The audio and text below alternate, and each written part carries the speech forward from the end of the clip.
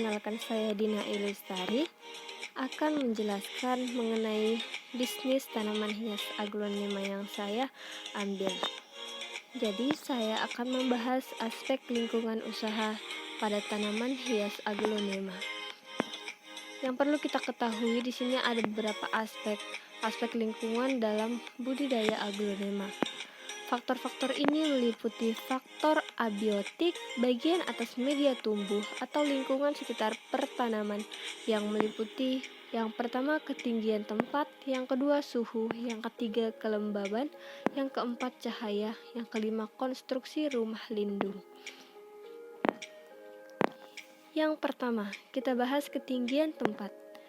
Ketinggian tempat aglonema dapat tumbuh pada ketinggian sedang hingga rendah, dan tempat tumbuh ideal tanaman aglonema berkisar antara 300 sampai 500 meter di atas permukaan laut. Tanaman aglonema yang tumbuh pada lokasi tempat yang relatif tinggi biasanya akan menampakkan performa lebih cangkung dan sukulen. Warna hijau lebih dominan, warna merah kurang menyala, dan daun kurang mengkilap, sedangkan pada dataran rendah, daun tanaman melekuk-lekuk atau tidak tegar dan cenderung melintir. Yang kedua, suhu. Aglonema mudah beradaptasi dengan perubahan suhu di lingkungan tumbuhnya. Namun, suhu optimal tetap diperlukan untuk menunjang pertumbuhan tanaman yang optimal. Pada dataran sedang, suhu siang antara 24 sampai 27 derajat Celcius dan 18 sampai 21 derajat Celcius pada malam hari merupakan suhu yang disukai tanaman. Sedangkan pada dataran rendah, lingkungan tanaman sebaiknya dimodifikasi hingga suhu lingkungan mendekati 27 sampai 30 derajat Celcius.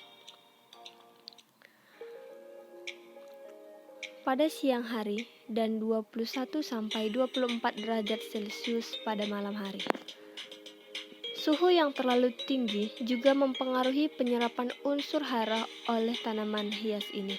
Beberapa unsur hara seperti P memperlihatkan laju penyerapan yang semakin menurun seiring dengan meningkatnya suhu pada lingkungan pertanaman. Yang ketiga, cahaya. Sesuai dengan habitat aslinya yang tumbuh di bawah rindangan tajuk hutan dengan intensitas cahaya rendah, maka aglonema tidak menyukai terpaan sinar matahari langsung.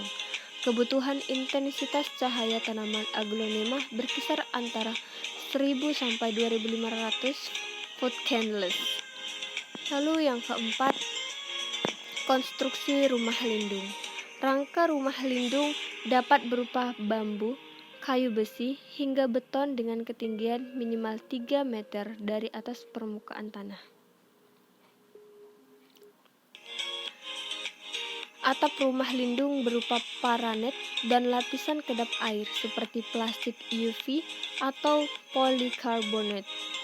Namun apabila rumah lindung sulit untuk dibuat karena faktor pembatasan, misalnya jumlah tanaman yang sedikit, maka tanaman dapat ditempatkan pada lokasi yang terhindar dari terpaan curah hujan yang langsung.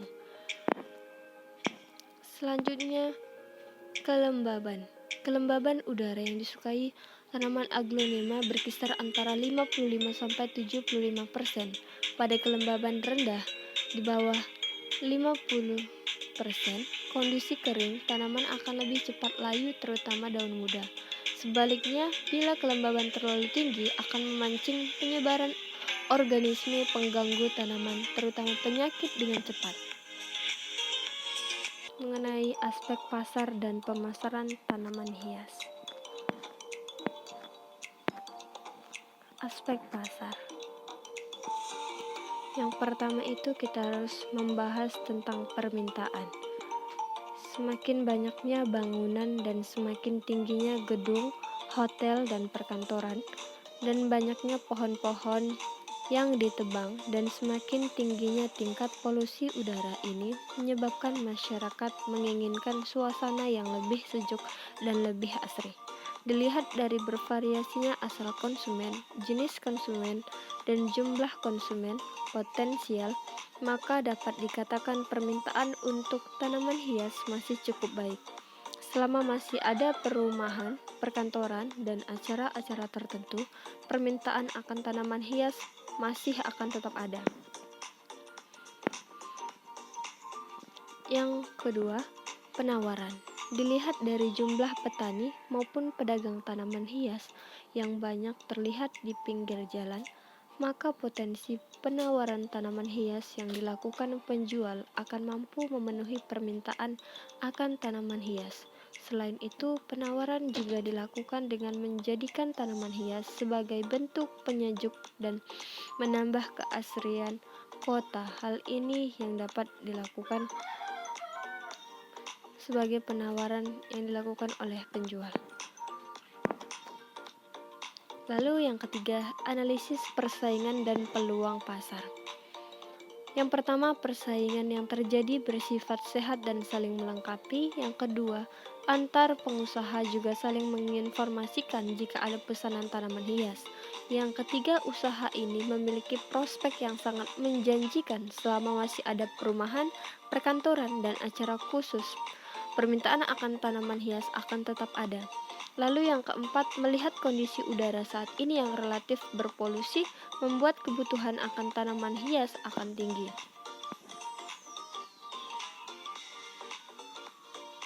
Selanjutnya kita akan membahas aspek pemasaran.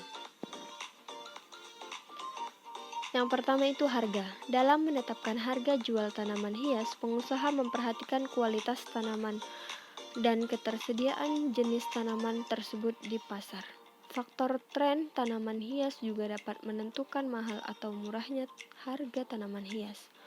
Harga jual untuk tanaman kecil bervariasi tergantung dari besar kecilnya tanaman hias tersebut. Lalu yang kedua, jalur pemasaran produk. Jalur pemasaran produk dalam penjualan tanaman hias yaitu dengan melibatkan petani, pedagang, industri, dan konsumen rumah tangga. Pengusaha tanaman hias mengambil bibit dari petani. Yang ketiga, kendala pemasaran. Peningkatan harga jual tanaman hias yang tidak secepat peningkatan biaya produksi untuk budidaya tanaman. Ada pula kendala dalam pemasaran ini. Yang pertama, peningkatan harga jual tanaman hias yang tidak secepat peningkatan biaya produksi untuk budidaya tanaman. Yang kedua, selain itu, pengusaha perlu memperhatikan mekanisme pembayaran dari konsumen. Sebisa mungkin, konsumen membayar secara tunai karena terkadang konsumen hanya membeli dan membawa tanamannya dan membayarnya lama.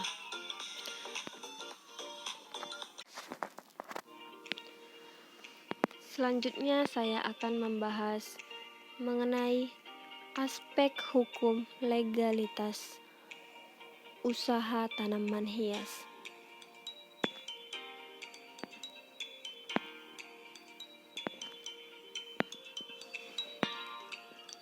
Yang perlu kita ketahui di sini ada jenis badan hukum tanaman hias. Pasal 4 ayat 1 menjelaskan bahwa jenis usaha hortikultura dapat dibedakan: usaha budidaya hortikultura, usaha pasca panen, dan usaha wisata agro. Siapa pendiri usaha tanaman hias ini? Pemilik usaha tanaman hias ini atas nama Dina Ailestari.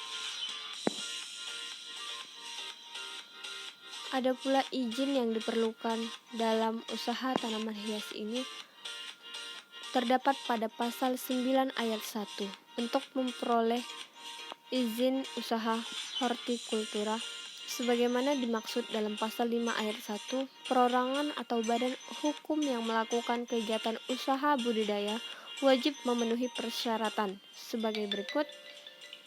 Yang pertama, akte pendirian atau perubahannya yang terakhir bagi perusahaan atau kartu tanda penduduk atau KTP bagi perorangan. Yang kedua, nomor pokok wajib pajak atau NPWP. Yang ketiga, surat keterangan domisili. Yang keempat, studi kelayakan usaha dan rencana kerja usaha. Yang kelima, rekomendasi teknis kesesuaian lahan dari instansi teknis yang berwenang. Ada pula alasan usaha tanaman hias ini, karena dengan semakin banyaknya permintaan akan tanaman hias dan meningkatnya kesadaran akan keindahan lingkungan hidup, menjadikan prospek bisnis tanaman hias juga semakin bagus. Dengan demikian, tentu akan sangat menjanjikan jika melihat bisnis tanaman hias sebagai peluang usaha yang menjanjikan keuntungan. Cara mengurus izin usaha tanaman hias ini, syarat pendirian usaha bunga dan tanaman hias dilakukan dengan cara berikut. Yang pertama, mengajukan permohonan rekomendasi kepada wali kota atau bupati dengan syarat-syarat, mengisi formulir surat rekomendasi yang ditujukan untuk wali kota atau bupati setempat. Dalam formulir surat rekomendasi tersebut terdapat beberapa data yang harus diisi seperti pada daftar di bawah ini. Yang selanjutnya, data permohonan. Data pemohon meliputi nama, pekerjaan, dan alamat calon pemilik usaha. Yang ketiga, data tanah meliputi luas tanah dalam meter kuadrat, lokasi, kelurahan, dan kecamatan, alamat, status tanah, kondisi fisik, serta kondisi tanah tersebut saat ini, atau sudah atau belum dibangun. Yang keempat, kelengkapan lainnya. Lalu yang kedua, mengajukan permohonan izin mendirikan bangunan atau IMB dengan cara mengisi formulir surat izin mendirikan bangunan yang ditujukan kepada wali kota atau bupati dengan kepala dinas permukiman. Terdapat beberapa berkas-berkas yang harus dilengkapi, meliputi fotokopi KTP yang masih berlaku selama sebanyak 2 rangkap, fotokopi surat kepemilikan tanah sebanyak 2 rangkap, fotokopi pembayaran PBB tahun terakhir sebanyak 2 rangkap, surat pemberitahuan tidak keberatan dari tetangga asli atau fotokopi 2 rangkap, gambar rencana bangunan sebanyak 5 rangkap. Selanjutnya yang ketiga, mengajukan permohonan izin gangguan dengan persyaratan sebagai berikut. Yang pertama, fotokopi KTP. Yang kedua, fotokopi lunas PBB tahun terakhir. Yang ketiga, fotokopi bukti kepemilikan tanah dan perjanjian kesepakatan dengan pemilik bangunan.